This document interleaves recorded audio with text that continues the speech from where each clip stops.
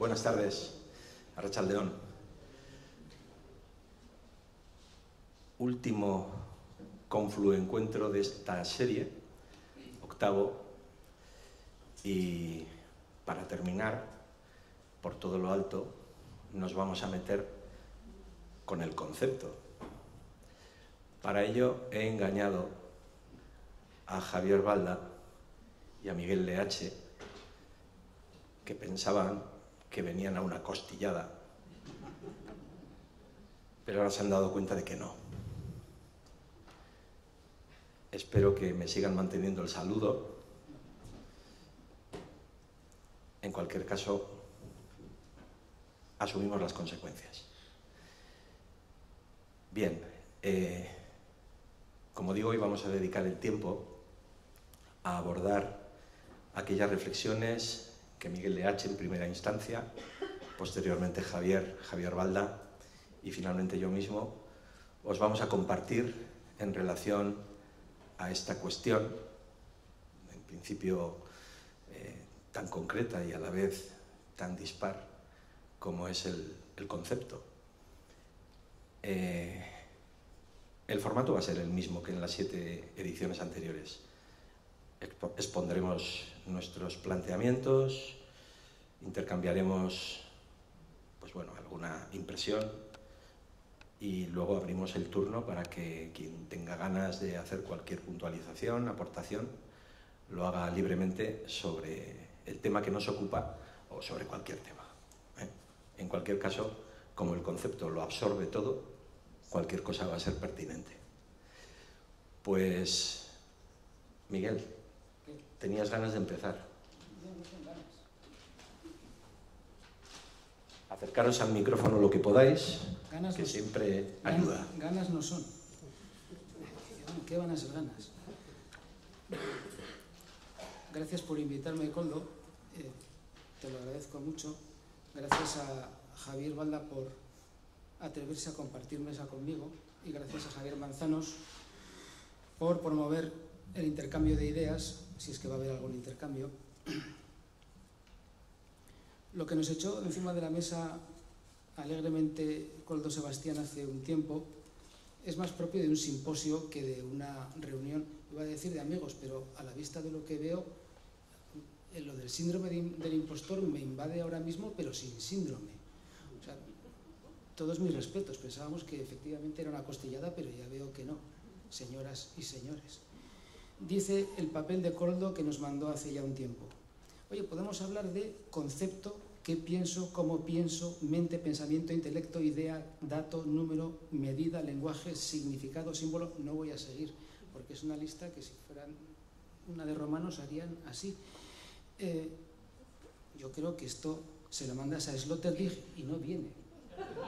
No viene. Entonces, a mí lo que se me ha ocurrido es buscar una definición fácil para mí de concepto, hablar de la necesidad del pensamiento para llegar al concepto, cómo se genera, después hablar de algún problema que tiene el pensamiento y después pasar a una idea objetiva del pensamiento, porque en cuanto a las ideas subjetivas del concepto, se las dejaré a Javier, porque creo que están más conectadas con la idea estética del concepto.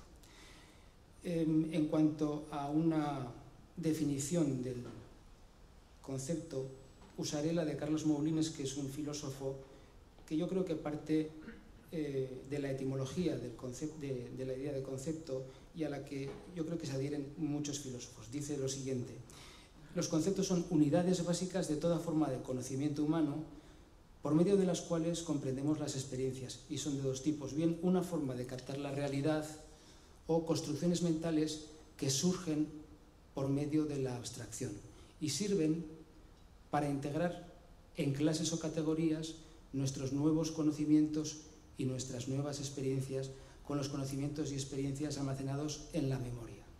Yo creo que es una definición sencilla y que permite entender bien qué es un concepto. Para llegar al concepto, también me parece que estaría bien darle una vuelta a la idea de pensamiento. la necesidad de pensar para llegar al concepto. Porque, por lo menos en mi caso, seguro que en el vuestro no, siempre le he dado vueltas a la idea del pensamiento como algo muy sencillo, ¿no? Te sientas y piensas, qué bien. Pero no es tan sencillo, menos ahora cuando en las ciencias neurológicas aparecen formas de ver el pensamiento, verlo físicamente, es decir, con la vista, a través de, por ejemplo, las resonancias magnéticas. Y en los últimos años se fijan formas de entender el pensamiento a través de la ciencia junto con la filosofía. Ya sabéis que la filosofía y la ciencia hace unos miles de años iban mucho más juntas de lo que a lo largo de la historia fueron. Ahora parecen de nuevo ir otra vez de la mano. Hay una forma de entender el pensamiento desglosada en varios puntos que a mí me parece que está bien. Dice que un pensamiento se genera a partir de una enunciación verbal que proviene de un motivo determinado, sea el que sea.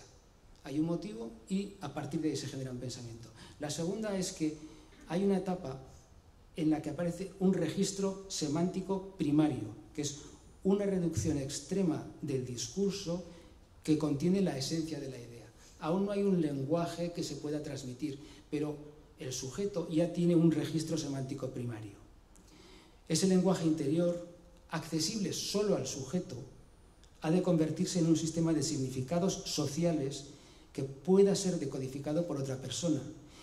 Y en la finalización del acto intelectivo se incorpora finalmente un último factor o elemento que consiste en la función del aceptante de acción y que se realiza para la comparación entre el motivo originario del pensamiento y el objeto alcanzado. Solo entonces la actividad cesa, porque va a existir una concordancia entre ambos. En otro caso la actividad tiene que volver a empezar. Algo parecido en ámbitos diferentes es de lo que habló anteayer Ricardo, y también les he oído hablar a José Ramón, le he oído hablar a Rodríguez Caballero en charlas anteriores. Aunque no sé si son comparables, luego Javier hablará de esto, espero. Los tres dijeron que parten de una idea que procuran que se materialice al final de su obra. Y esto tiene cierto interés en comparación con esta descripción de qué es el pensamiento. Es decir, una búsqueda constante de una idea primaria, un registro semántico primario y una finalización de esa idea que se parezca a lo primero y que pueda ser presentada a un tercero. Koldo hacía hincapié en esa idea, en que no salirse de ese camino. A mí eso me pareció bastante interesante. Todo esto refuta algunas ideas que para mí son muy poéticas y que me han gustado siempre. Por ejemplo, la idea de Unamuno, que es preciosa, que dice que el lenguaje es el pensamiento. Cuando oyes esto dices, oh, qué bonito, ¿no? Qué idea tan estupenda. O la otra de Mallarmé, que dice que el pensamiento se hace en la boca. Cuando leemos esto, cuando hemos leído esto a lo largo de nuestras lecturas, dices, son frases estupendas. Pero cuando empiezas a saber lo poco que sabemos quienes no somos científicos, los que no somos médicos, aquí hay algún médico que posiblemente luego me echará un cable cuando levante la mano y me mande a hacer puñetas, pero los médicos sí saben esto, que cuando pasas a alguien por una resonancia magnética se pueden ver muchas cosas y muchas más en la cabeza. Es decir, el pensamiento se hace en la boca. No se hace en la boca. Es muy poético, pero no es así. Cuando hablas, dices cosas, pero esto no es así. Yo recuerdo a un juez que ya está jubilado, pero que hacía una cosa que no resultaba muy agradable para los testigos, pero que a mí me venía muy bien.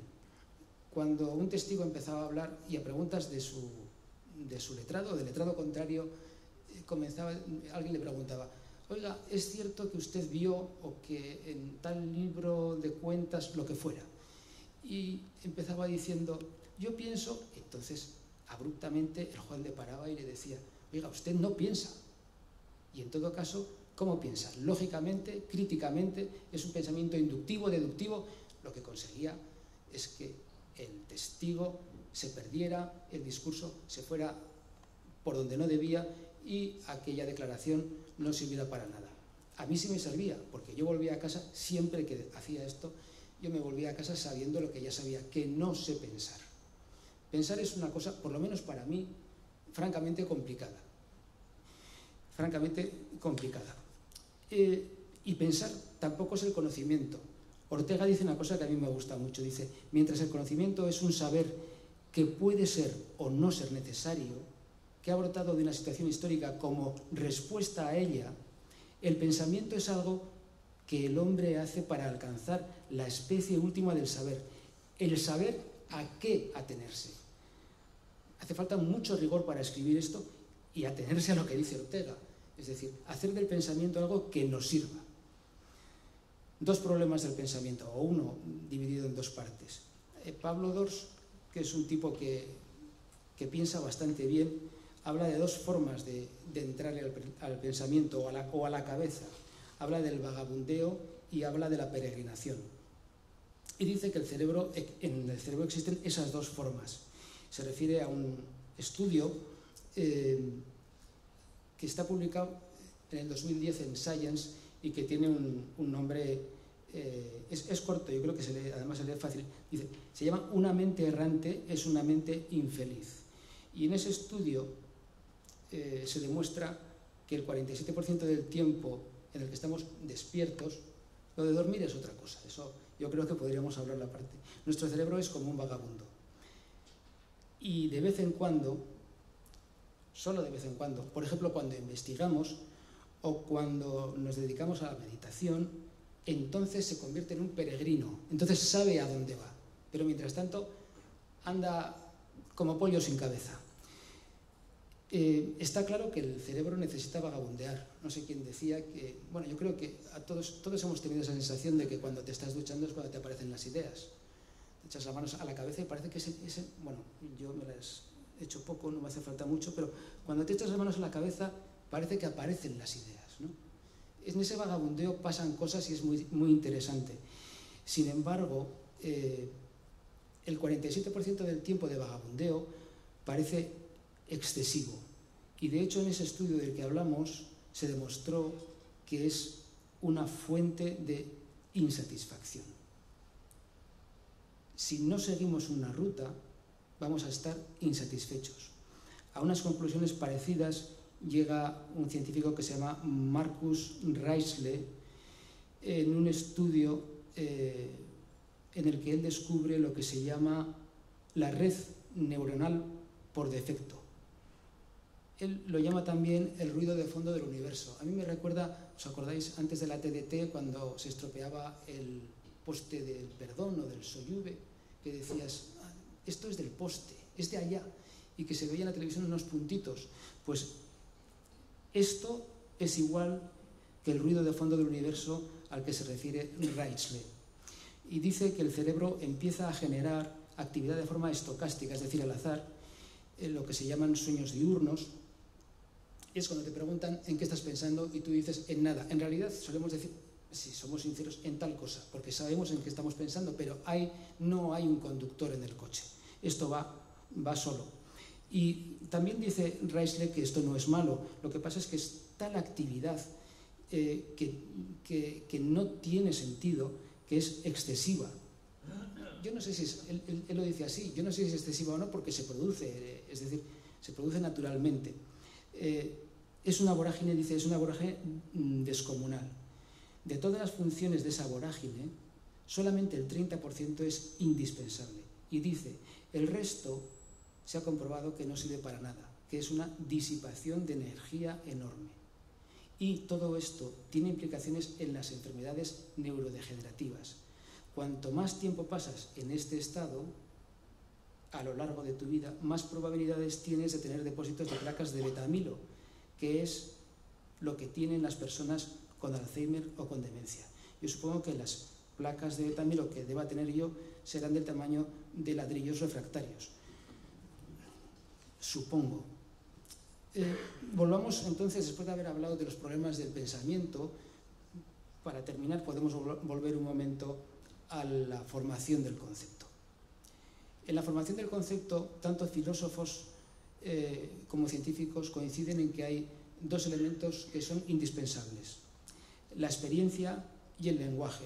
En cuanto a la experiencia, ha habido durante mucho tiempo dos corrientes distintas. Hay quien habla de la experiencia interior y otros de la experiencia relativa a la cultura y la sociedad. Parece imponerse esta segunda corriente. Y en cuanto al lenguaje, aquí tenemos un problema que ya nos atañe más a nosotros, que es el lenguaje. Lo digo porque a lo largo de las charlas que ha organizado Koldo, tanto yo por lo menos a las que he asistido o las que he visto a través de YouTube, muchos de los artistas se refieren al lenguaje de una forma, yo no diría incorrecta, por supuesto que no, pero dices, el lenguaje abstracto, el lenguaje orgánico, lenguajes de todo tipo, y por supuesto que se admite decir el lenguaje arquitectónico, el lenguaje pictórico, el lenguaje poético. Cuando hablamos de concepto y decimos que para el concepto se necesita experiencia y lenguaje, esos lenguajes con esos adjetivos sirven para la formación del concepto. A mí me entran muchas dudas. Hablamos de lenguajes plásticos, cinematográficos, el fotográfico, que algunos niegan con absoluta vehemencia, este último. No lo sé si son útiles o no para la creación del concepto. Entonces, volvemos a la pregunta de siempre. ¿Qué estamos haciendo? ¿Estamos creando concepto? ¿Lo estamos representando? ¿Estamos presentando algo? Para mí, si la pregunta es ¿qué es el concepto? Y la tenemos que relacionar con la estética, con la creación artística, para mí esa es la pregunta. ¿Qué hacemos con la creación artística? Porque el objeto está representando un concepto, no lo representa. Ahora mismo le voy a ceder la pregunta a Javier. No sin antes terminar con una frase de dos frases. Una de un filósofo al que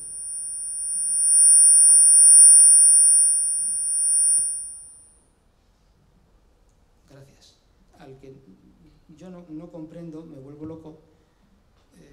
Hombre, a veces Ricardo Pita, que anda por ahí, me echa un cable, pero las paso... ¿Se me oye? Sí. Las paso moradas, pero esta frase sí la comprendo. Es de Hegel. Dice: el arte constituye el movimiento mediante el cual el espíritu absoluto se comprende a sí mismo a través de la creación de formas materiales. Por eso, el final del arte conllevaría el ascenso a un nivel de autocomprensión reveladora que hiciese innecesarias búsquedas ulteriores. Para mí esto sería estupendo. Es decir, si yo acabo por terminar con el arte, todo esto que se ha dicho siempre, es el final de la pintura de Caballete, es el final del arte, pero claro, es que nunca es el final del arte. Pero si llegáramos a esta idea de Hegel de verdad, si acabamos con ese movimiento mediante el cual el espíritu absoluto se comprende a sí mismo, si fuera el final del arte de verdad, conllevaría el ascenso a un nivel de autocomprensión reveladora que hiciese innecesarias búsquedas ulteriores. Eso sería fantástico. Nos quitaríamos de encima un problema. No tendríamos que representar. Podríamos dedicarnos a cualquier otra cosa.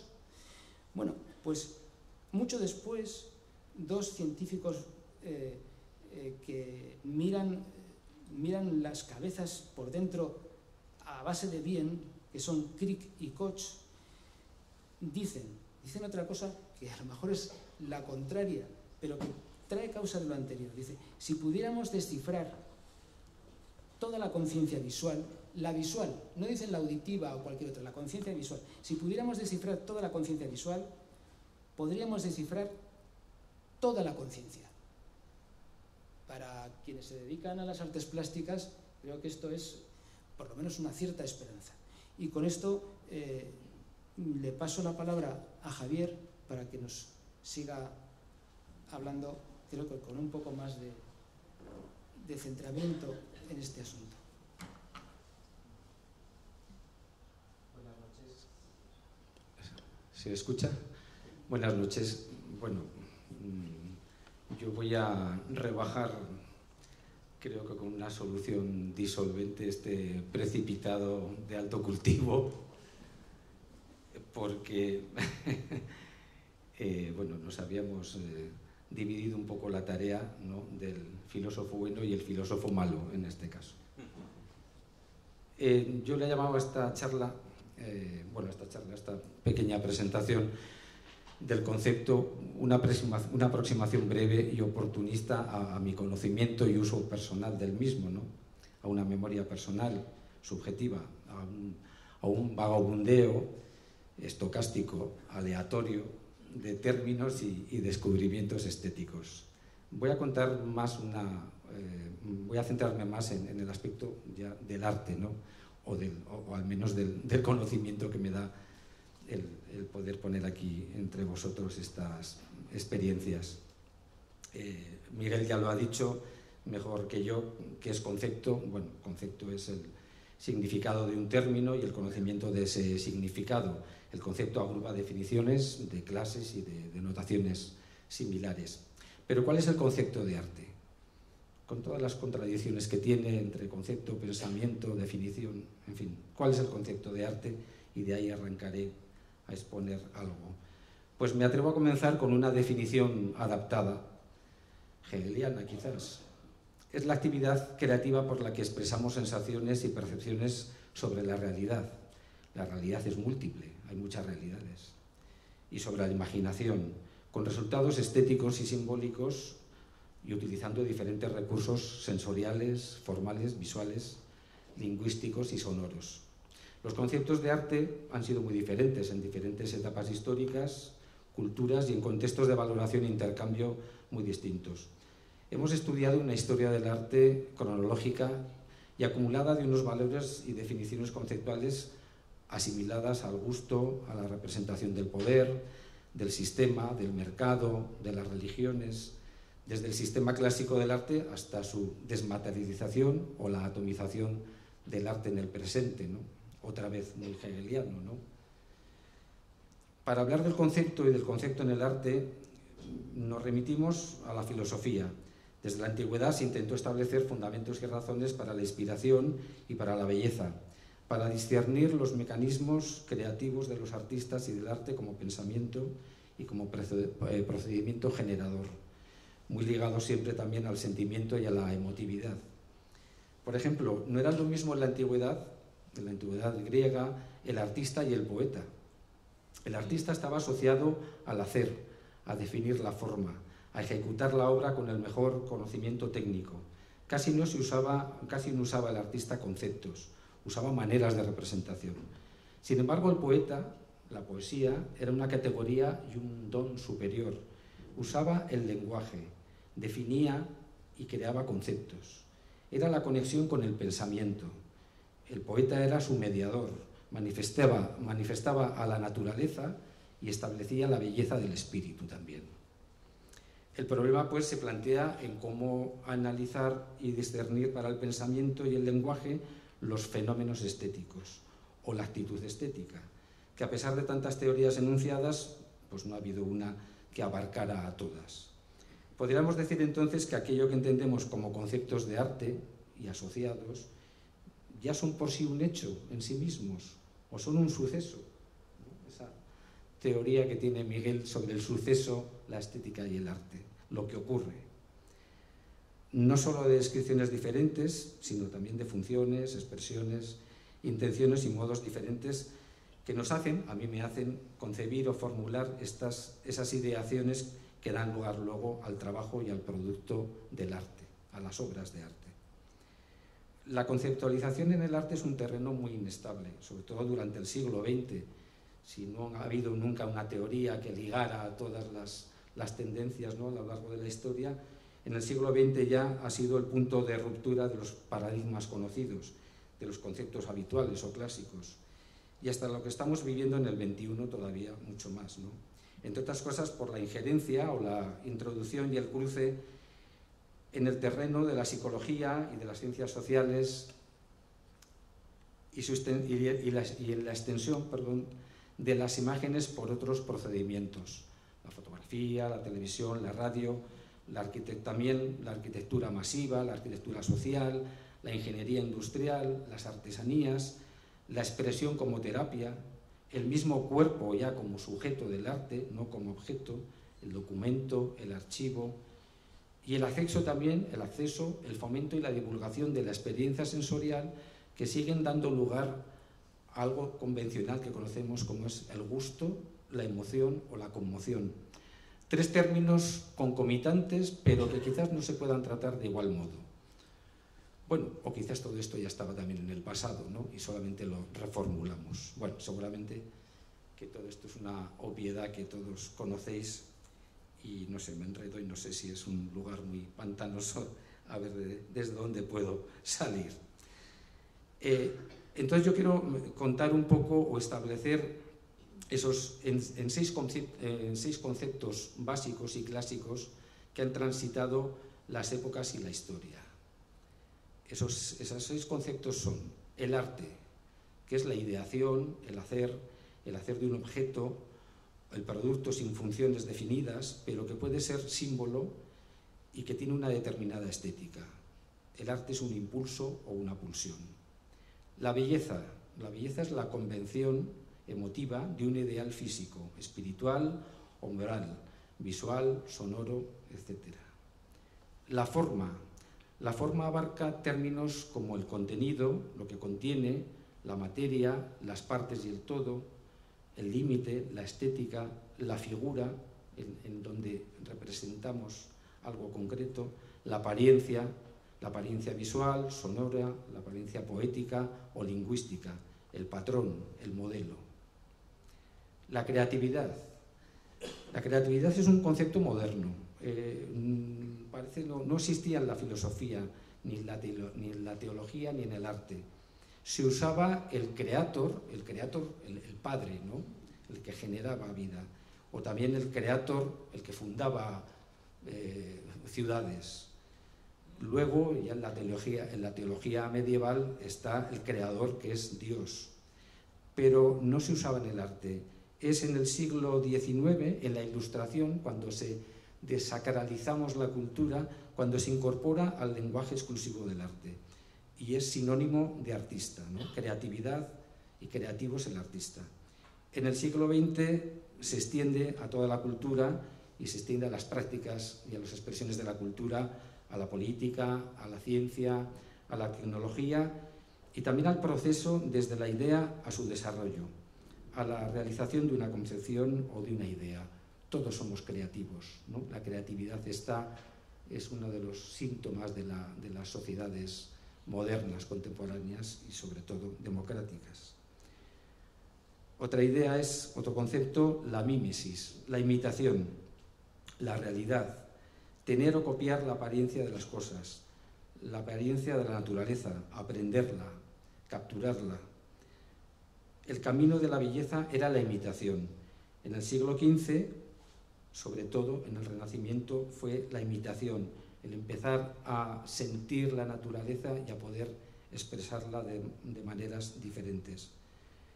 Y también su verdad intrínseca, no tanto la belleza formal, sino la alegoría, la interpretación de lo formal, de lo visible, y también sus contrarios, el error, la falsedad o el trampantojo. Y por último, otra de las ideas, de los conceptos básicos, de esos 6 conceptos, es la experiencia estética, que apenas se denominaba estética tampoco en la historia del arte, ¿no? A la percepción de la belleza no se le denominaba estética. Es también en el siglo XVIII, en la desacralización en parte de la cultura, con Baumgarten, cuando se establece el conocimiento sensible. Una invención moderna para la filosofía que se añade a la lógica y a la ética. Están la lógica, la ética y la estética. También es la consideración psicológica de lo bello, la subjetividad, la contemplación que propone Schopenhauer, que da placer sensorial. Y en el siglo XX, en el periodo de entreguerras, por ejemplo, la teoría de la Gestalt, en la que no existen sensaciones puras, sino que son sensaciones organizadas, el conocimiento de la totalidad por las partes. Estas son las 6 ideas básicas, clásicas, con algunas incorporaciones más contemporáneas. El filósofo Tatarkiewicz, un filósofo polaco de estética, muy defensor en el siglo XX de la pluralidad estética, publicó en el año 1974 un resumen de la historia de estos conceptos, de estas ideas. Y él subraya la distinción y el problema que existe entre el mundo y el lenguaje que utilizamos para hablar del mundo. Dicho de otro modo, entre las cosas y los símbolos también, ¿no? La definición de los conceptos se retrotrae a la antigua cultura griega, que ya había establecido la diferencia entre la cosa y su nombre. Tatarkiewicz entonces enuncia y resume estos problemas en unas tricotomías que se han dado en el curso de la historia europea, sobre todo occidental. En general puede decirse que estas grandes tricotomías de las actividades humanas nos acompañan desde la filosofía aristotélica y a pesar de que declinan en otras épocas, conservaron su fundamento entre diferentes tendencias hasta su reaparición, principalmente en Kant, en sus seguidores y en sus detractores. Estas tricotomías son el bien, la belleza y la verdad, la teoría, la acción y la creatividad. Solamente las enuncio. La lógica, la ética y la estética, el saber, la moralidad y el arte, creaciones de la naturaleza humana, cualidades objetivas y subjetivas, lo mental y lo sensual, los elementos y las formas, las cosas, los objetos y los signos. Todas estas son distinciones y categorías fundamentales con las que se piensa el mundo. Y entre estas se encuentran estos conceptos ya citados: el arte, la belleza, la forma, la creatividad, la mímesis y la experiencia estética. Sin duda, claro, los que estamos cerca, sobre todo de este quehacer, la estética y sus principales conceptos se encuentran entre las posesiones que nos parece más duraderas de la mente humana, ¿no? Y señalan también, como no menos duraderos, sus antagónicos y contrarios, es decir, la creatividad contra el conocimiento, es decir, lo espontáneo frente a lo adquirido, el arte contra la naturaleza, la invención, la ideación frente al fenómeno establecido, lo dado, la realidad, y las cosas contra los símbolos, los objetos, los productos frente a su significación. Bueno, este es un resumen de lo que había manejado el arte hasta mediados del siglo XX. Pero en el último tercio del siglo, desde los años 60, ocurren otras cosas. Las condiciones de recuperación después de la guerra, de 2 guerras mundiales, una nueva generación, otros condicionamientos liberales, en fin, sociales, un establecimiento y un protagonismo de algunas naciones sobre otras, ¿no? Estados Unidos en este caso. Y precisamente para esta breve exposición me quiero remitir a ese momento de cambio que además supone un primer acercamiento al conocimiento del arte por mi parte, creo que con Miguel también, que hemos compartido desde muy pequeños, porque somos amigos de hace muchos años, ese acercamiento y ese conocimiento en ese momento de cambio de paradigma, y es nuestra primera y rudimentaria formación, ¿no? desde mediados a finales de los años 70. Así como os he citado este libro de estética de Tatarkiewicz, que se publica en el año 74, donde hace un resumen de lo que había sucedido hasta entonces. No es casual que se publique en el año 74, y ahora yo me remito a ese cambio entre el año 1968 y 1972 también, en el que está ocurriendo la segunda fase del cambio del paradigma del arte del siglo XX, que para nosotros, en España, se fija, por ejemplo, en otra publicación que conoceréis, de Simón Marchand, que se titulaba Del arte objetual al arte de concepto, 1960, 1972, con varias ediciones posteriores, en el 74, 77 y tiene ediciones también de ahora. Uno de los aciertos de esta publicación, de este libro, precisamente fue su título, Del arte objetual al arte de concepto, adoptado entonces casi como una consigna descriptiva de un orden diferente de lo que acontecía o tenía que suceder en el mundo de las artes. Un texto con una idea legitimadora de lo nuevo, envuelto en un clima de conceptualismo, de la prevalencia de la idea sobre la forma, que se respiraba en las artes de ese periodo, ¿no? Esta publicación, desde luego, y este estado de replanteamientos coinciden, no casualmente, con los encuentros de Pamplona, de 1972. En ese momento, en las artes visuales fueron relevantes las aportaciones de la psicología de la percepción y, en general, de las diversas ramas de la psicología.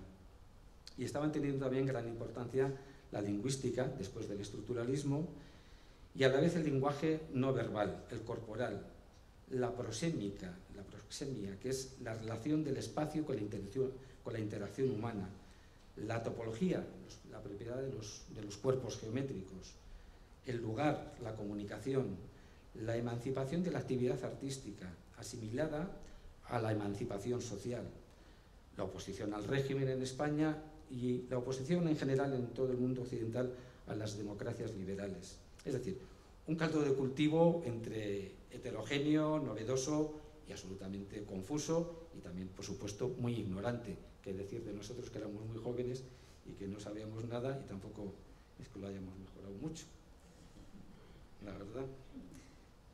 Bueno, a partir de 1960, ¿no? A partir de 1960, por ejemplo, el informalismo, las artes plásticas, internacionalmente, a partir del 60, abandona el informalismo introvertido de la década anterior y con ello también las últimas poéticas de modelos decimonónicos y romántico-idealistas. Las nuevas tendencias reasumen propuestas de los constructivismos de los años 20 y en general desbordan los límites instituidos de los géneros artísticos y de la tradición, sobre todo en pintura y escultura, e incluso la alternativa más radical que se presenta entonces cuestiona el estatuto de la obra como objeto y el poder legitimador del sistema del arte. Ese es el punto de ruptura en ese momento, de esa segunda ruptura del siglo XX y también del sistema del arte. Digamos que entonces esta publicación y lo que va ocurriendo en el ámbito internacional y también español se establece como una tríada de tendencias y de sujetos conceptuales. Primero, una reaparición de tendencias representativas desprestigiadas desde la abstracción. La nueva figuración, los hiperrealismos, la realidad urbana y la crítica social, la fotografía como documento, la copia y la fotocopia como formalización de ideas, la sociedad de consumo y sus objetos, los objetivos en el pop art, por ejemplo, y el cómic también como comportamiento estético y narrativo. Una segunda parte, una segunda fórmula de esa tríada que es la reacción antiinformalista en el campo abstracto y un viraje hacia neoconstructivismos, hacia la abstracción geométrica, por ejemplo, nos acordamos de Frank Stella, ¿no? El soporte superficie, el arte óptico y cinético, el op art, el arte computacional, cibernético, el arte de sistemas y sobre todo una tercera parte que agrupa el asunto más disruptivo, que son los planteamientos que desbordan el estatuto existencial de la obra de arte y las nociones tradicionales del objeto artístico, la negación de lo institucional, así como una posición del arte como un hecho político, el cuerpo como sujeto del arte, que he citado antes, las acciones e instalaciones en el espacio, una nueva experiencia del paisaje y la naturaleza, el land art, el registro en vídeo como alternativo al cine y a la televisión, normalmente las televisiones eran estatales todavía, el activismo, la arquitectura y el urbanismo como realidad social, las tendencias hedonistas del happy flower y la cultura popular, el kitsch, y una, repito otra vez, desmaterialización del arte. Ese era el panorama renovador. El inmediato precedente de este panorama conceptualizador estuvo fijado, por ejemplo, en la exposición que Harald Seemann puso en marcha entre marzo y abril de 1969 en la Kunsthalle de Berna, que se llamaba, lo conoceréis, Cuando las actitudes devienen formas, y se subtitulaba Obras, conceptos, procesos, situaciones, información. La muestra fue un hito expositivo de la que su comisario dijo que haría una exposición centrada en comportamientos y en gestos de los artistas del momento, en lo que él veía en esos artistas, dando entrada a las tendencias sobre todo del minimalismo y del povera. En definitiva, una libertad creadora para, también en palabras de Seemann, decir que el arte conceptual se desplazara de la realidad de la imagen a una realidad imaginada, interrogando tanto a la identidad o a la no identidad de la imagen, a lo imaginado y al objeto y al producto de arte. Harold Seemann dirigiría también la Documenta 5 de Kassel en 1972, que se celebraba paralelamente a los encuentros de Pamplona. La Documenta 5 empezó el 30 de junio de 1972. El título de aquella documenta fue Cuestionando la realidad, imágenes de hoy. Pues bien, entre estos dos planteamientos fueron los inicios de mi formación, ignorantes, los restos de esas fascinaciones y son las condiciones conceptuales en las que yo he seguido trabajando, más o menos, con la experiencia y con nuestros conocimientos y desde luego en el enriquecimiento y la amistad de algunos artistas que son los que también nos iban transmitiendo y señalando o trabajando a la vez todo este camino en el que queríamos meternos o nos habíamos metido, ¿no? Como final, la pluralidad y cierto fracaso por obsolescencia de cada época y su sustitución por nuevas perspectivas y revoluciones consecuentes de la cultura nos han dejado un panorama pues, muy plural, contradictorio, pero también basado en la heterogeneidad de las conquistas y rechazos de cada tiempo. Bueno, esto no aclara mucho, pero ya he dicho que era como una memoria personal. Luego podemos hablar igual pues, también ya de conceptos ya personales quizás en la obra de cada cual, etc. También puedo decir que esta charla la íbamos a llamar Conceptos vendo y para mí no tengo. Y que aquí lo dejamos. Efectivamente, es algo que hemos aprovechado para denominar nuestro grupo de WhatsApp. Es como al final hemos conseguido identificar este trío calavera que se ha reunido en torno al concepto. Muchísimas gracias, Miguel, Javier. Evidentemente no veníais a una costillada.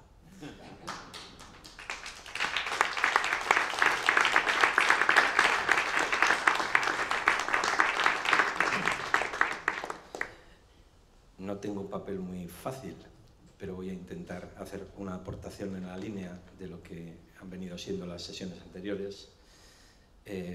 Voy a aprovechar para hacer una mínima recensión, quizá, de lo que ambos habéis aportado, para que sirva de introducción a lo que va a ser mi reflexión sobre el concepto en mi creación plástica.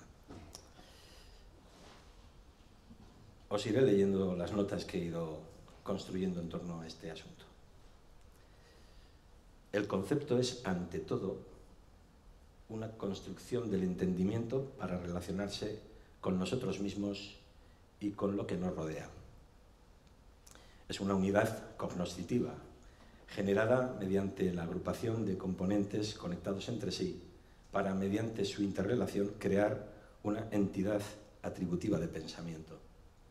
Por eso su naturaleza es simbólica, ya que se trata de una representación fruto de una construcción mental a la que dotamos de un significado. Cuando a ese significado lo atravesamos por la convención, inventamos el lenguaje.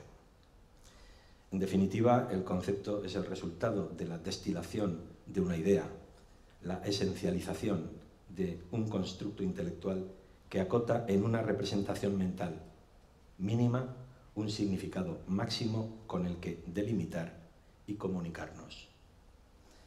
La palabra gris es un significante que nos remite a quienes conocemos su significado, al menos a un color determinado, si bien repleto de matices. Todos los grises existentes tienen cabida en el término gris. El concepto gris los acoge en su seno aglutinante para, a partir de él, sutilizar su sentido. No hay realidad sin concepto. De hecho, la realidad es, ante todo, un concepto. En el arte creo que ocurre lo mismo. Yo creo que no hay arte sin concepto. Incluso el arte libre, el arte por el arte inconceptualizado, se circunscribe por el propio concepto de deslimitación. Insisto, creo que no hay arte sin concepto, aunque no todo el arte es conceptual. El arte conceptual sitúa su razón de ser en la idea que aborda y la coloca por encima del objeto físico que la sustancia y de su realización material. En el arte conceptual, la experiencia estética puede sustanciarse más en el discurso procesual que en la obra conclusiva y situarse más allá de la materia. Cuando Marcel Duchamp muestra una rueda de bicicleta, un botellero o un urinario desprovistos de su valor instrumental en una sala de exposiciones, no presenta un objeto artístico, sino que hace una propuesta artística en la que aborda la idea de descontextualización del objeto, convirtiéndolo así en concepto. El arte conceptual no apela al goce inmediato de la contemplación, sino que persigue la reflexión y el análisis y tiende a exigir un mayor compromiso e implicación al espectador. Pero es evidente que existe una vertiente artística en la que la obra física, material y objetualmente conclusiva prima sobre lo conceptual. Incluso creo que hay una tercera corriente en la que lo explícito, es decir, la sustancia, y lo implícito, me refiero a la idea, pueden convivir en igualdad de condiciones, siendo la una tan necesaria para la otra que ambas se retroalimentan de manera interdependiente. Yo, francamente, me adscribo a este último planteamiento. Quiero decir que, para mí, es imprescindible un concepto, una idea, un argumento sobre el que centrar mi propuesta artística y con el que hacer un ofrecimiento sobre el que pensar y sentir. Pero es igualmente vital transformar ese impulso inmaterial en un resultado tangible, en un estímulo que, percibido por los sentidos, pueda convertirse en cosa elicitante, en cosa condensadora. En mi caso, la idea no manda sobre el objeto, ni la materia se impone al concepto. Ambas se acrisolan en una especie de obcepto, en el que la suma armónica de ambas realidades es la que construye la esencia del hecho artístico. Quienes venís habitualmente, que sois la mayoría, sabéis que yo intento organizar mis aportaciones en torno a un binomio de aparentes contrarios y posteriormente lo desarrollo en torno a lo que me inspira, a mis procesos, y a lo que es mi enfoque expositivo. En este caso, el binomio en el que me voy a apoyar es lo definido y lo indefinido. El concepto define por definición, valga la redundancia. El concepto define tanto que define hasta lo indefinido. No es un concepto la palabra milímetro y no lo es también la palabra inmensidad. Bien, voy a meterme en esa estructura en la que habitualmente me muevo para no perderme demasiado. Lo definido en la inspiración.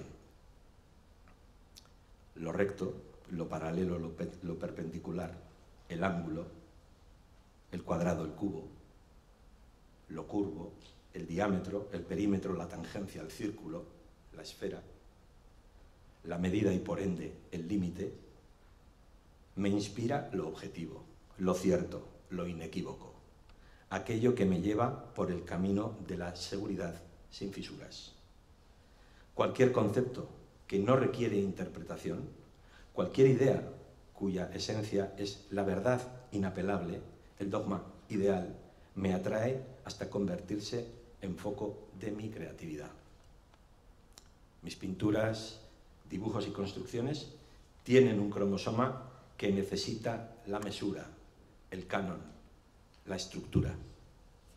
Mis creaciones plásticas requieren de la definición,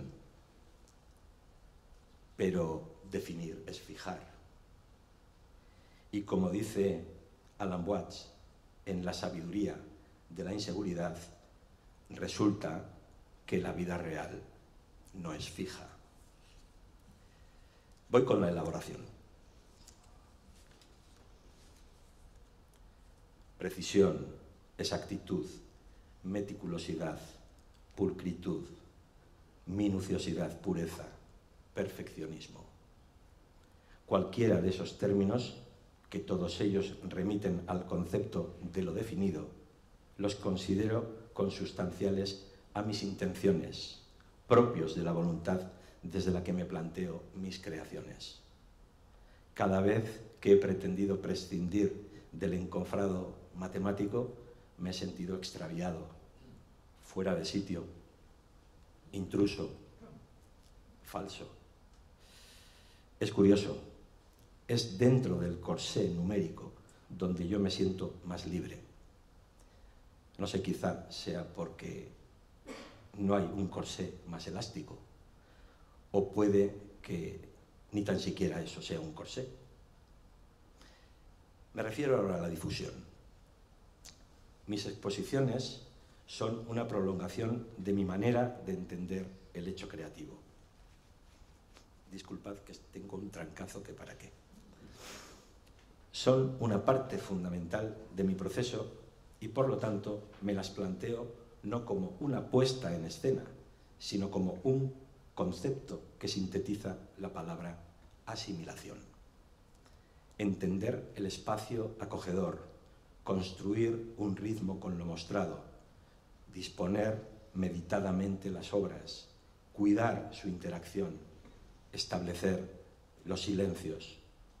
Todo ello me supone un concienzudo y gratísimo estudio del terreno en el que sembrar mi mies creativa, para así lograr que crezca asimilada en él.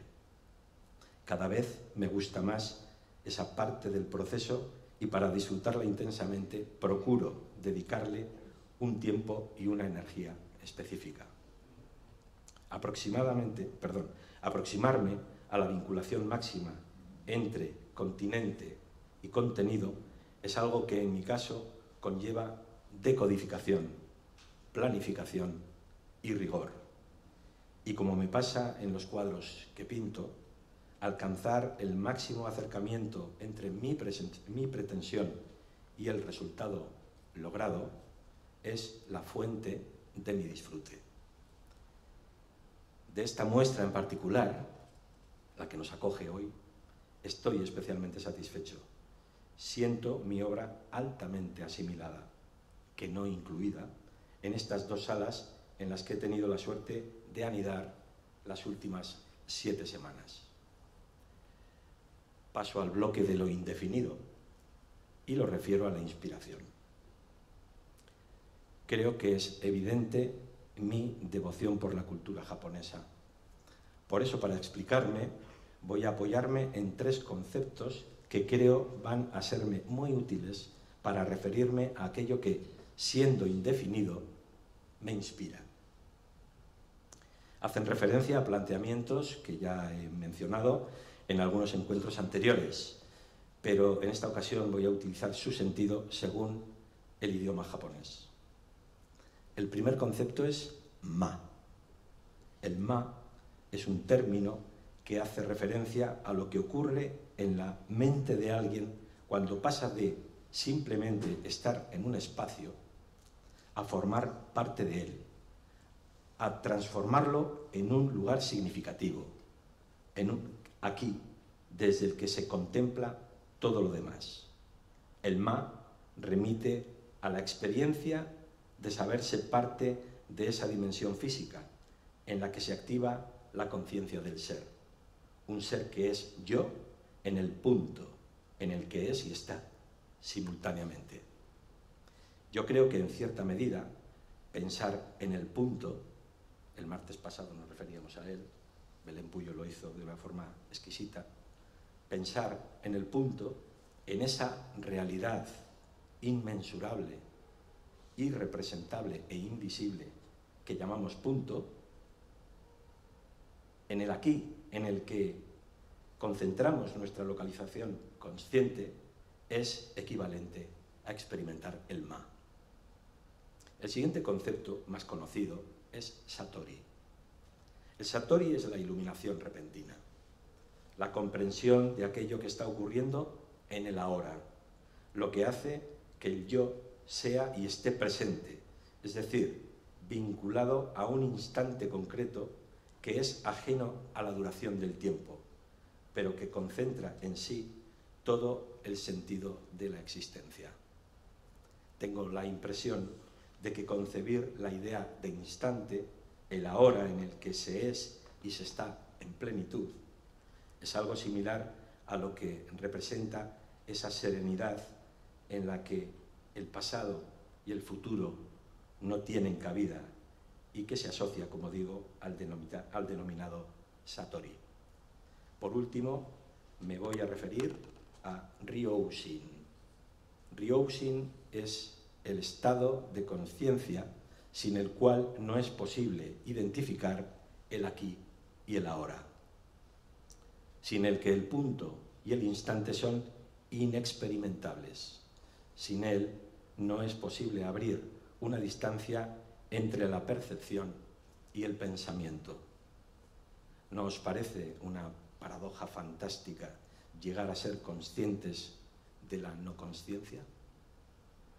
Sin esa distancia entre lo percibido y lo que pienso sobre lo que percibo y siento, no es posible habilitar el silencio que se necesita para sentir la no consciencia y a través de ella poder vivir una experiencia estética. Mi punto espacial, mi instante temporal y mi yo consciente de ellos me permiten alcanzar ese estado de recogimiento ingrávido en el que lo que pienso, lo que siento y lo que hago convergen en un aquí y en una ahora en el que me percibo inmenso como parte de un cosmos infinito. Yo, en ese punto y en ese instante, floto. Floto en la inmensidad de la que soy parte. La inmensidad no me trasciende. Estoy en ella. Soy ella y ella está en mí. Paso a la elaboración. La profundidad. Este es el concepto con el que lo indefinido se hace presente en mis procedimientos. La profundidad a la que se llega sin perspectiva, sin puntos de fuga, sin ilusiones visuales que resultan de una domesticación del espacio.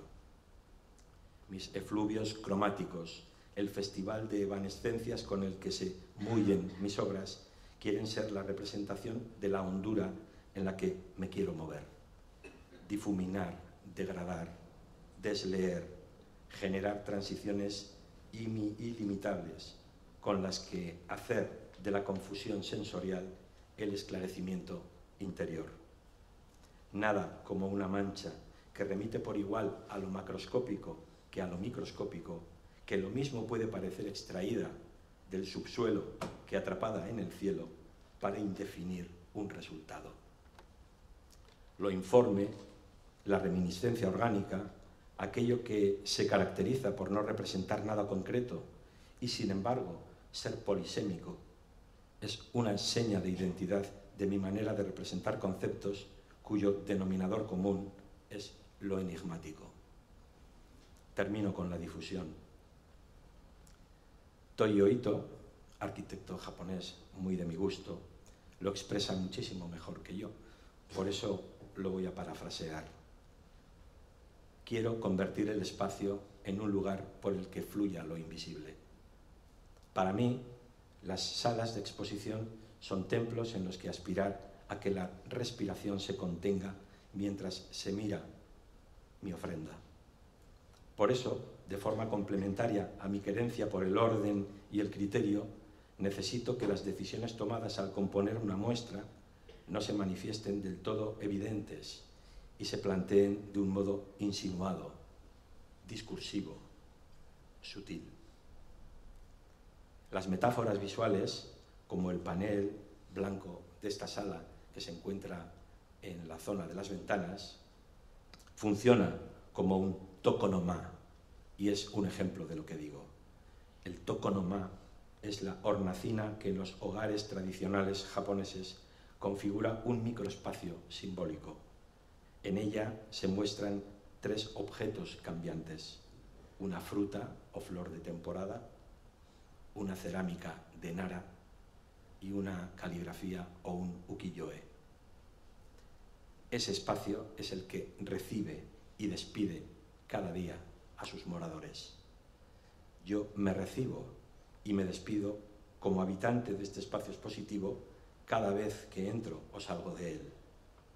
Lo hago mediante la evocación con la que simbolizo, a través de 3 obras de mi serie Physis que coinciden en ese panel, la idea de confluencia. Del mismo modo que, como ya he dicho, necesito comprender bien la estructura física del espacio, necesito también crear en él una atmósfera en la que llevar a cabo la liturgia de la contemplación y el vínculo. Para no variar, 3 conclusiones. Sobre la inspiración. Sin concepto no hay inspiración posible. Sobre la elaboración. Pinto para respirar. Cuando mido, inspiro. Cuando mancho, expiro. Sobre la difusión. Discurrir para que el discurso discurra. Mi pregunta final, con una respuesta algo más larga de lo que habitualmente estoy haciendo. ¿Qué me hace pensar que lo que pienso, más que un pensamiento, es el producto más puro de mi mente? La contradicción. La contradicción que me hace ver mi pintura así. Mi pintura es tan exacta como precisa es su indefinición.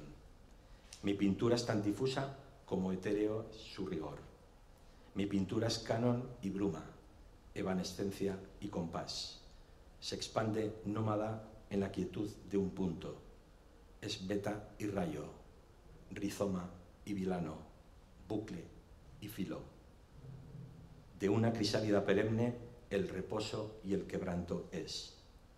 Es un himno de colores susurrados donde la ceniza tiembla soplada y detenida. Es una antagonía conciliada en la que el equilibrio y la inestabilidad explotan acurrucadas en una pompa de roca. Mi pintura es un teorema con alma de sortilegio, la tesis que arraiga en una ola de paradojas. Es una linde oscilante, vapor geométrico es. Mi pintura llena su esencia de una diminuta inmensidad que solo con el nimbo de la penumbra se ilumina ciega. Así, coherente en su contradicción, como será mi parvo hálito final al transformarse en nube interminable, así es mi pintura. Gracias.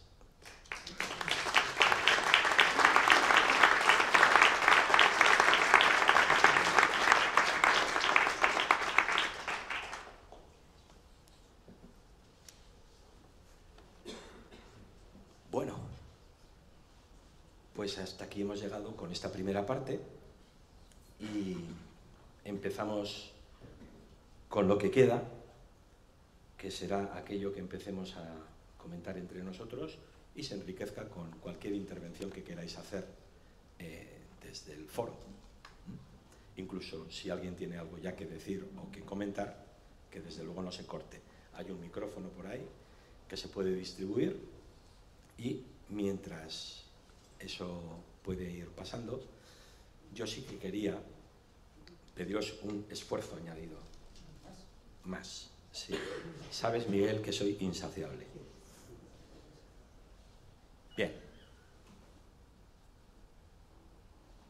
¿Hasta qué punto podéis hacer un traslado de vuestra reflexión,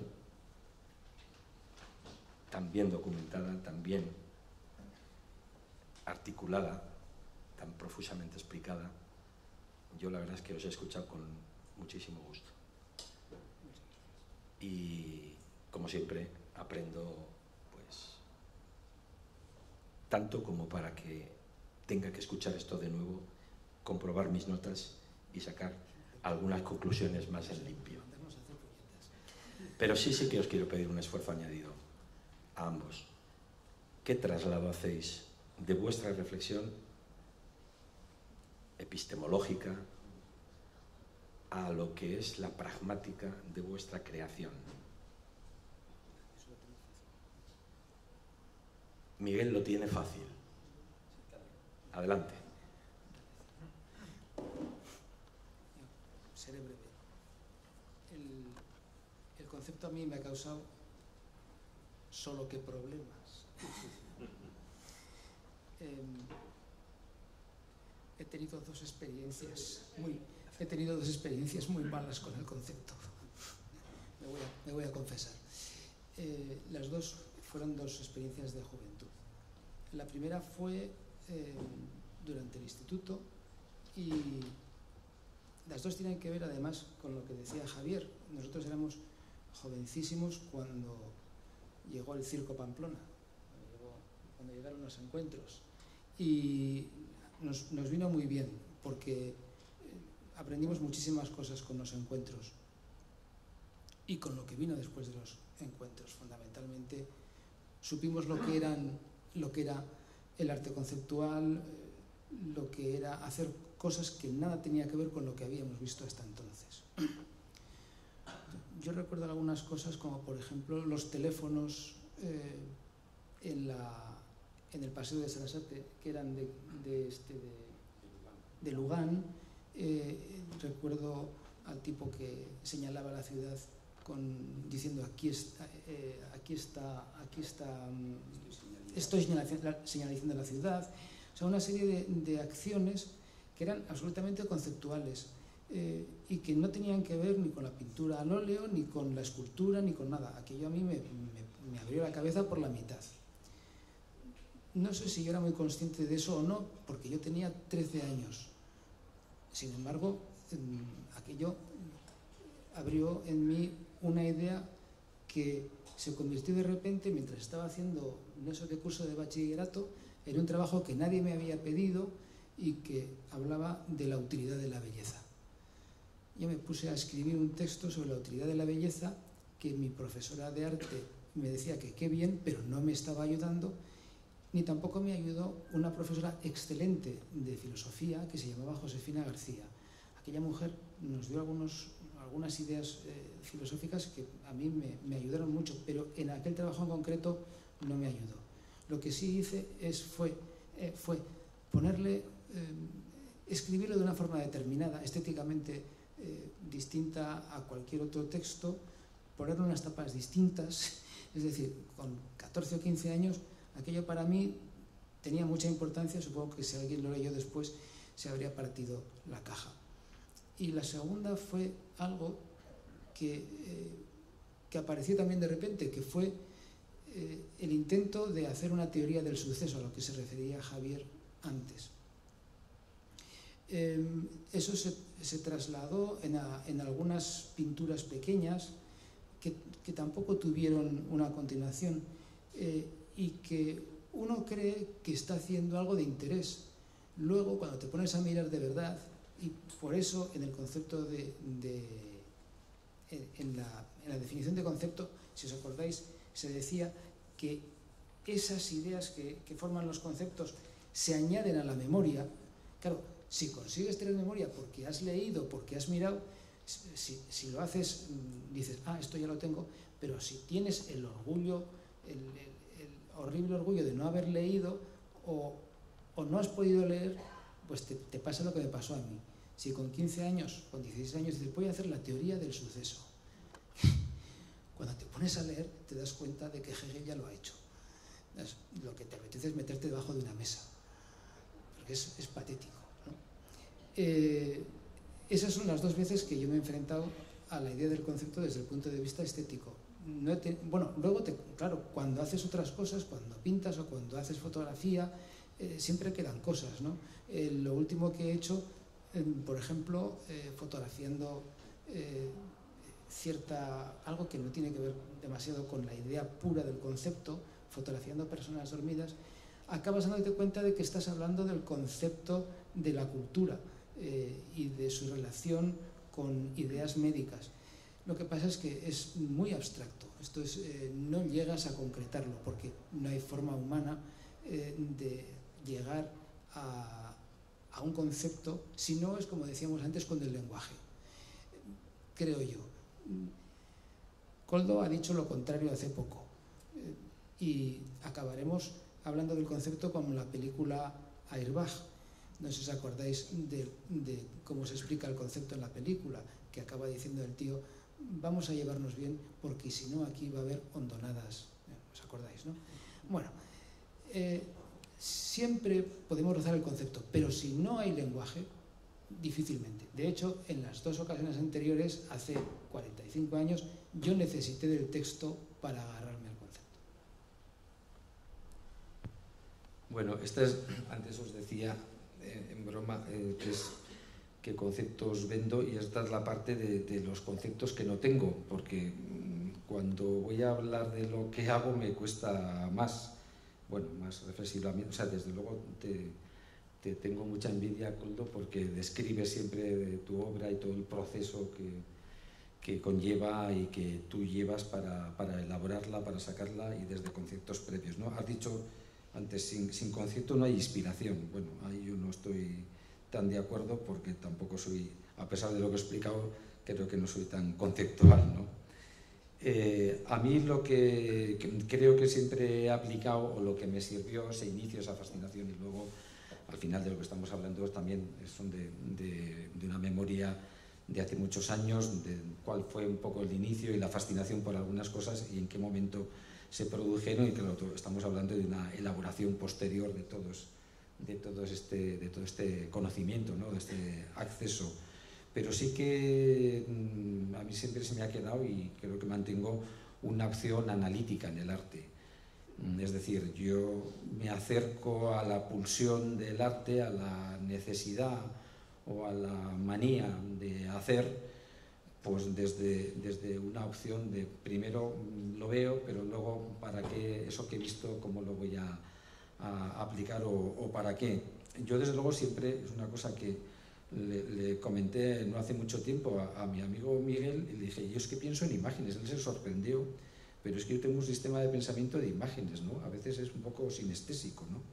Y de las imágenes es de donde me vienen la conceptualización o las ideas o las asociaciones para hacer, o, bueno, no solamente para hacer obras, sino para vivir. Puede ser esto un poco superficial, pero es así.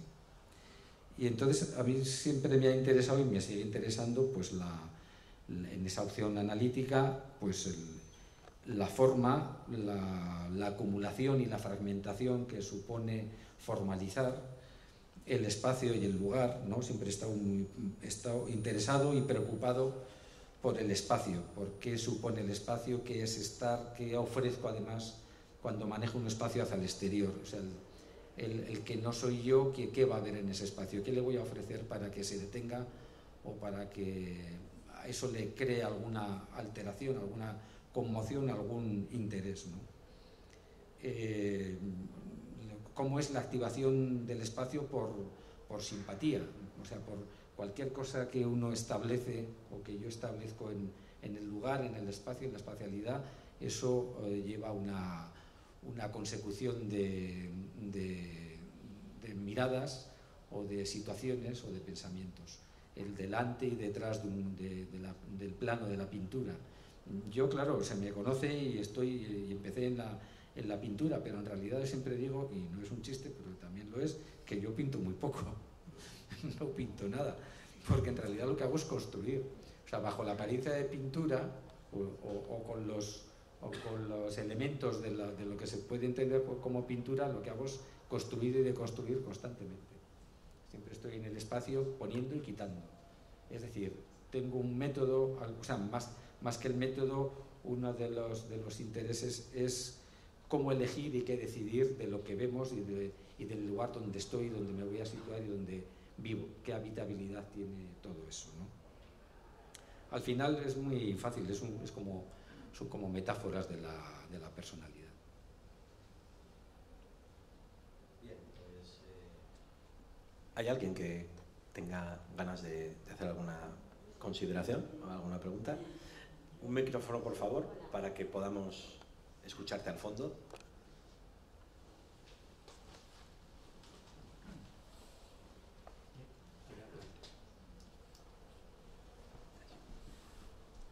Gracias, Tony.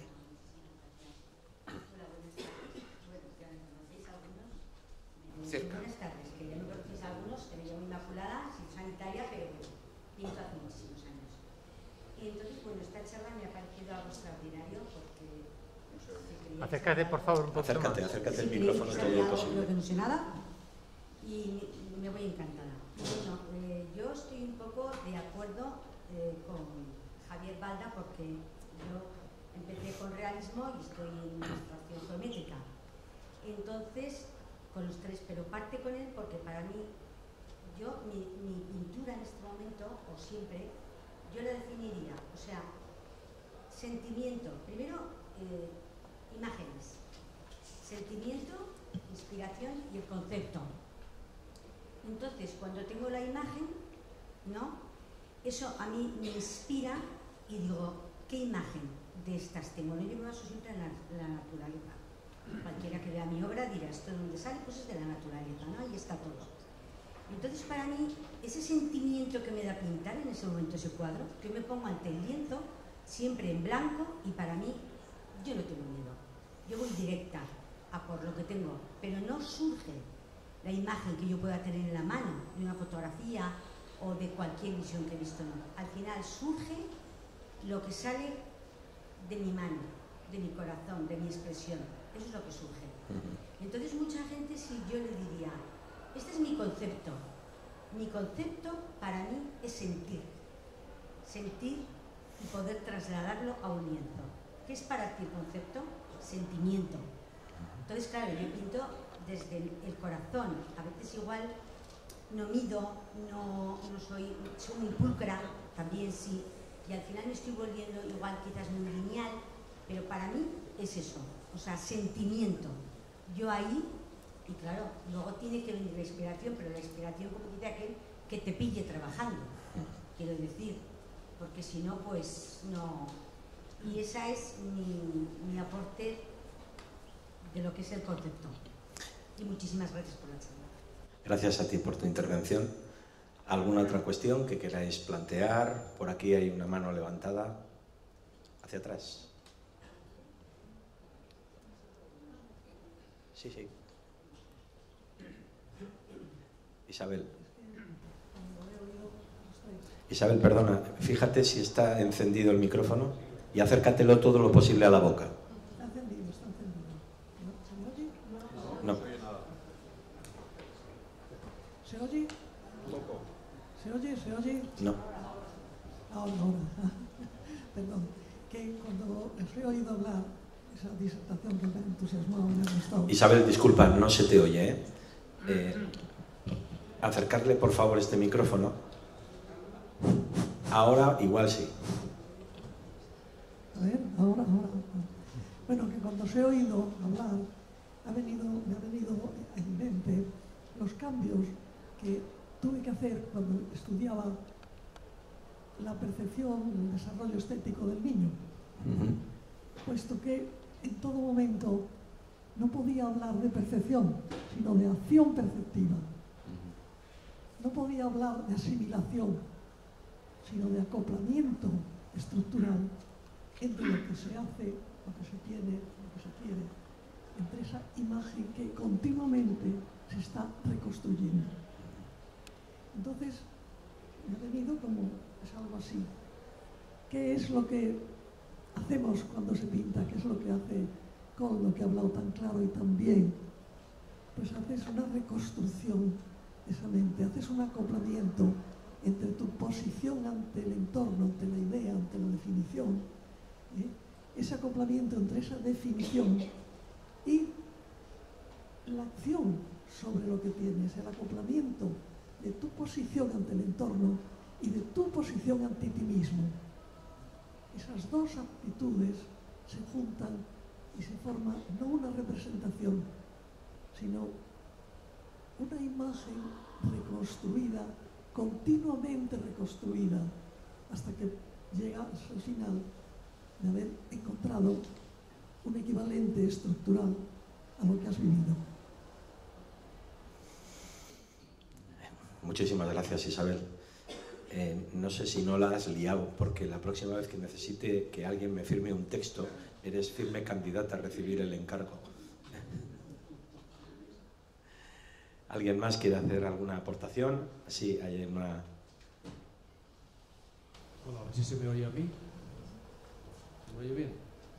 Quería que me por favor, a ver si podíais comentar, no sé si los tres o alguno de los tres, sobre el concepto de estética, ¿no? Que muchas veces es tan confuso, tan difícil de definir. De hecho, cuando cualquiera se pone delante de una imagen, hay ya algunos que les gusta, a otros no les gusta nada, otros, bueno, pues sin más, ¿no?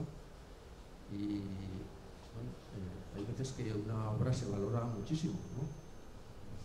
No se valora muchas veces porque es aceptada o porque gusta a mucha gente, o quizás no gusta a mucha gente, pero gusta a gente que denominamos que es entendida en la materia. Entonces, bueno, quería saber vuestra opinión, a ver qué pensáis de todo esto, cómo se valora, cómo se dice que eso es una obra de arte y cuándo no. Ya sé que es muy subjetivo, pero bueno, quería saber vuestra opinión. Creo que está muy claramente enunciada la pregunta. Javier, venga. Lo que he oído, y no me voy a meter en berenjenales, pero el arte y la estética, que es lo que siempre está asociado y es el punto de análisis y de conflicto, es tautológico. El arte es arte porque lo es. Un artista es artista porque dice que es artista. Y una obra de arte también, aunque luego hay convenciones que hacen en el exterior que se homologue o no. Pero toda la historia de la estética y del arte, efectivamente, como decía este filósofo que os he dicho, Tatarkiewicz, dice que es un fracaso, ¿no? Pero claro, son especulaciones humanas que no vamos a decirle a nadie va a ser un fracaso lo que piensas, que se van sucediendo y se seguirán sucediendo, pero es que es muy tautológico. Entonces, claro, convenimos en convenciones, en homologaciones, en los círculos del arte, en el sistema del arte. Entonces, ¿qué es, no es, cuál es el valor subjetivo o intrínseco de una obra de arte, del arte y del artista? Pues en eso estamos, en circunstancias, en convenciones, en aportaciones de esa obra o de ese artista a lo común, ¿no? O a la historia, a la historiografía. Un territorio liminar extraño. Aquí hay una cosa que es que esta definición de la que habla Javier, de que cualquiera que predique de sí mismo que es artista lo es, o todo es arte. Es que, perdona, yo creo que es uno de los oficios, es uno de los oficios que por sí mismo se define. Antes, bueno, ahora si coges un serrucho igual puedes decir que eres carpintero también. Bueno, sí. Si no, es fácil, es fácil que eso suceda. Pero hasta este momento, cuando antes hablabas de Baumgarten, estaba también Kant o estaba Benedetto Croce, y cada uno tenía un concepto muy distinto de la estética y del arte. Es decir, se trataba de saber si fijándote en algo ya era arte o si tenía que acogerse a unos cánones determinados. Ha habido muchísimas formas de entender esta cuestión. Isabel ha dicho una cosa que tiene mucho interés y ha dicho que el arte, dice, no, Koldo lo ha explicado muy bien y hablaba de un posicionamiento, ha dicho, ante el entorno y ante ti. Y yo me pregunto, ¿qué es eso de un posicionamiento ante ti? Claro, el arte tiene que ser un posicionamiento ante uno mismo, ante el artista. O también tiene que ser un posicionamiento ante el entorno. Estas dos cosas que ha dicho Isabel son muy contemporáneas. Y yo no sé lo que van a durar, precisamente por ser contemporáneas. Javier se ha referido antes a la importancia de la sociología en el arte actual. ¿Qué tiene que ver la sociología con el arte? ¿Cuántas obras de arte vemos? Hombre, ahora el Centro de Arte Contemporáneo de Arte no suele exponer, pero en el centro hemos visto muchas cosas y ahora en febrero veremos en Arco también, en muchos sitios en los que están a la vanguardia de la producción artística contemporánea. Vemos muchas cosas que si las miras dos veces, lo que estás viendo en realidad es un trabajo de sociología, a los que se les da una cualidad artística, precisamente por lo que dice Javier, porque quien la prepara se considera artista, pero el fondo que plantean es un fondo sociológico. Y vuelvo otra vez a Isabel. ¿Por qué? Porque se posicionan frente al entorno y frente a sí mismo. Veremos cuánto dura, no tengo ni idea, me da igual, no digo que sea bueno ni malo. Lo que digo es que la tautología de la que hablaba Javier, no sé cuánto durará. Aquellos, ¿cuánto eran? ¿15 minutos o 15 segundos de gloria de los que hablaba Andy Warhol? 5 minutos. 15 minutos. Todo el mundo tiene... Pues muy bien, pues vayan pasando. De hecho, se está cumpliendo. Creo que son menos porque TikTok, ¿cuántos segundos son los que dura un TikTok? Pues lo que sea. Se está cumpliendo a rajatabla. 200 millones de europeos tienen una cuenta de TikTok. Basta como ver un poco el esqueleto y ya estás. Bueno, pues hasta ahora había sido el mundo del arte, ahora está más fácil. Pero bueno, yo creo que la contestación está entre lo que dice Isabel, entre lo que ha dicho Javier y lo que también ha contado Coldo. Creo, pero no estoy nada seguro. Yo tampoco estoy nada seguro de lo que voy a decir. Porque hay cosas que, hay imágenes o obras que las miras y de alguna manera pues te seducen, ¿no? Sí, igual quizás no entiende, es abstracto, no entiendo nada, pero me gusta mirarlo. Quizás está ahí la chispa.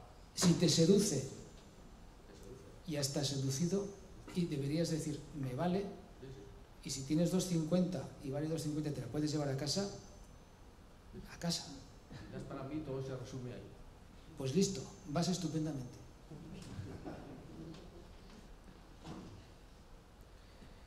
Decía que yo tampoco estoy nada seguro de lo que voy a decir, como de casi nada de lo que digo, por lo menos de un tiempo a esta parte. Pero sí que creo que hay un concepto que al menos a mí me permite entender tanto lo que se refiere a la idea de artista como a la idea de arte, que quizá puedan entenderse del mismo modo y creo que admiten algunos matices. El concepto es, ya que estamos hablando de ello, es el de impermanencia. Es decir, pensar que una obra de arte lo es de forma universal y para siempre es como mínimo un planteamiento exagerado, desde mi punto de vista. Incluso puede que algo en un momento dado te conmocione y a la vista de unos años te sea indiferente. Y es el mismo objeto. Por lo tanto, el concepto de lo artístico creo que se corta necesariamente por la idea de impermanencia. Depende de si hay una conmoción o no.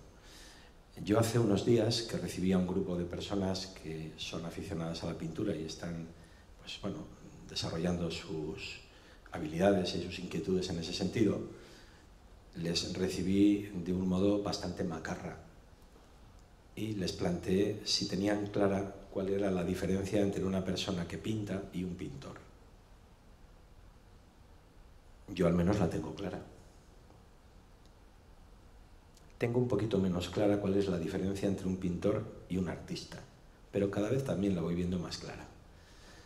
Para mí la diferencia entre una persona que pinta y un pintor es obvia.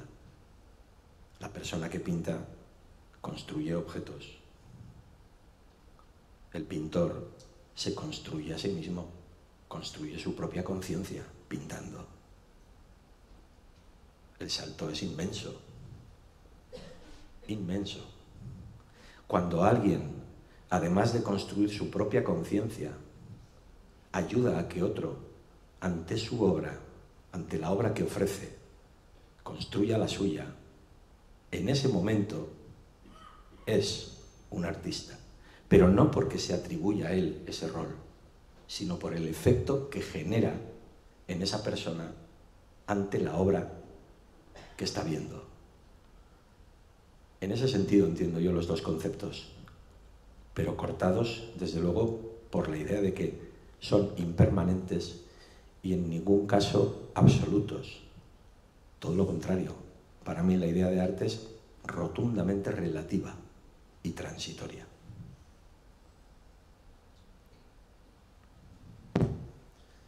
Una mano va al fondo. Sí.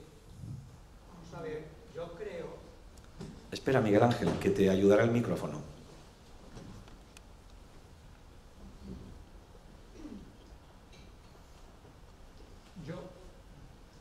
Yo creo que el arte nace con el hombre, nació con el hombre. Muchas veces el artista pues construye para él, es decir, pinta lo que nos han explicado los tres que están ahí, los tres artistas que están ahí, pero hay gente que les mira, que somos todos los demás, y todos los demás somos esa sociología que construye la realidad, que va y viene de ellos a nosotros, a los que, digamos, no se consideran artistas, entre comillas, sino ciudadanos. Y ni ellos tienen, pienso yo, claro, lo que influye, lo que significan para los demás, pero lo es.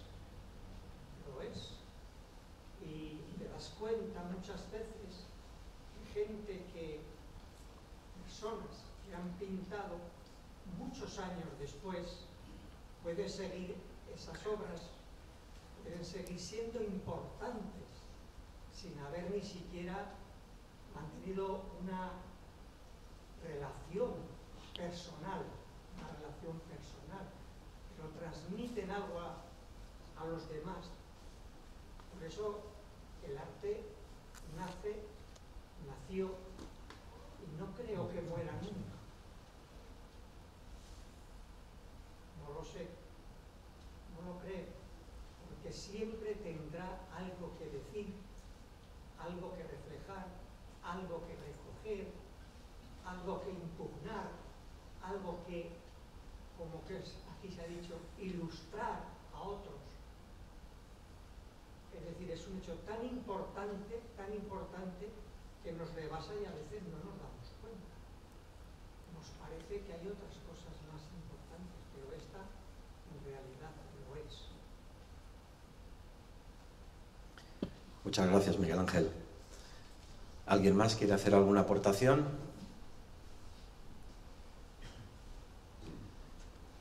Si por favor podéis acercar el micrófono a Antonio.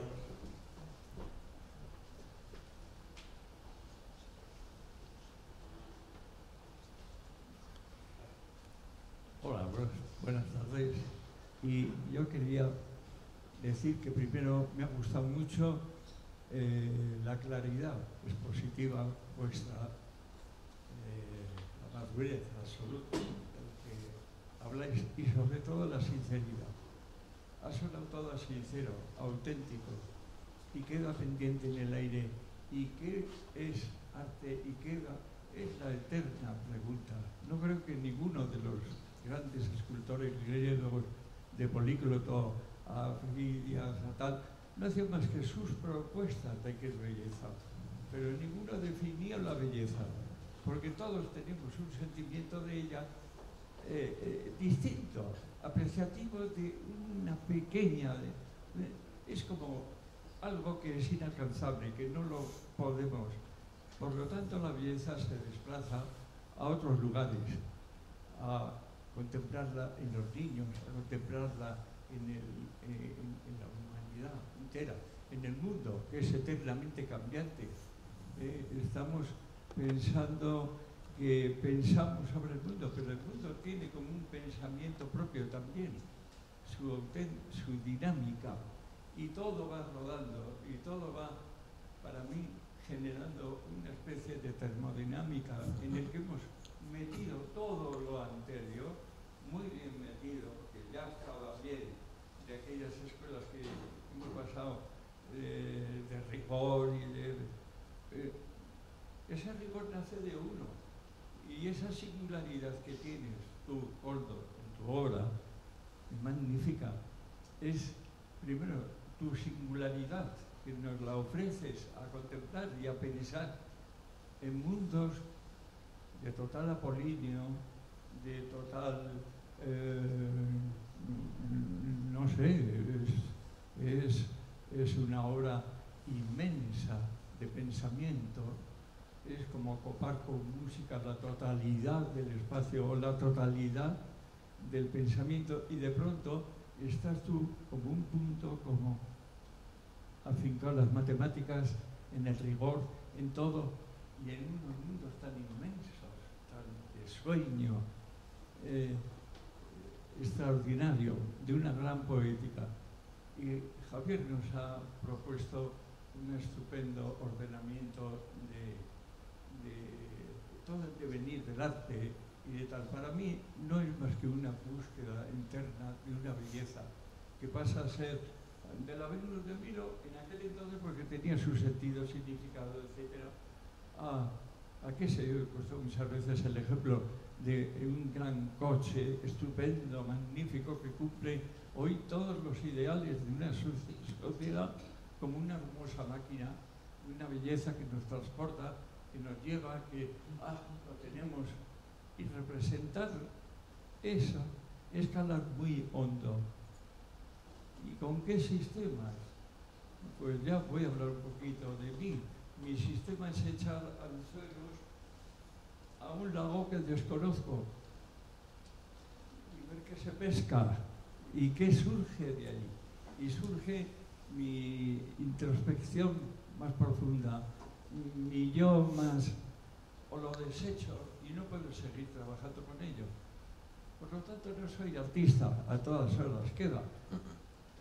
Ahí soy a todas horas quizá el que me he formado a mí mismo, y lo dice muy bien Oteiza, lo dice como que el arte nos cultiva a nosotros, nos hace humanos, pero sin distinciones de nada, a través de la historia, y viendo que el arte es imprescindible, porque es donde nos sentimos más humanos, más fuera de una rutina, fuera de un inconsciente. De pronto te sientes consciente de algo. La gran gratificación que tú logras en tu trabajo, en tu estudio, en tu soledad, es notar que eres el primero que sientes que has aportado algo, no sé qué. Incluso no lo sabes bien, que te lo tienen que decir los demás. Pero esa gratificación existe. Y ese impulso de cantar, de bailar, de ser tú, de ser pintor, de ser lo que sea, es imborrable en la raíz misma del hombre. Y artistas habrá siempre, y habrá un futuro. En esta termodinámica que hablaba, se espera, yo espero por lo menos, que es un tiempo interesantísimo el que estamos viviendo, porque está todo metido en esta especie de gran lavadora, quitando cosas para ser más claro y nítido, cada uno en muchas particularidades del mundo, y ver qué resulta. ¿Qué nuevo arte se avecina? Si es a través de las luces, si es a través de pérdidas de lo estático de una obra de arte que la podéis ir a consultar al año siguiente y tal, o es efímera, se apagan las luces y se apaga el fenómeno plástico. En fin, es un misterio que lo estamos resolviendo y estamos en medio de todo ello. Y dentro de 200 años, ¿cómo nos verán? Creo que esa autenticidad que he hablado de vosotros la he tratado de mantener siempre en mi trabajo y creo que es lo único que va a ser valioso, durable y que otros puedan apreciar. Muchas gracias, Antonio. Bien, si os parece, vamos ya concluyendo.